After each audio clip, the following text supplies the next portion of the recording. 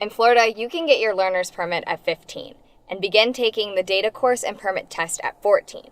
We recommend you start at 14 and a half. The first step in getting your Florida learner's permit is taking the drug and alcohol course, also known as the data course. The drug and alcohol test is also known as the TLSAE, which stands for Traffic Laws and Substance Abuse Education. The drug and alcohol course teaches you the effects that drugs and alcohol have on your ability to drive. When you take your drug and alcohol course on HighSchoolDriver.com, you can log in and out as much as you want. It is available online 24/7 and you can take the test over until you pass. The second step to get your Florida learner's permit is taking the permit test, which includes road signs and road rules. To prepare for the Florida learner's permit test, we recommend that you study the Florida Driver's Handbook.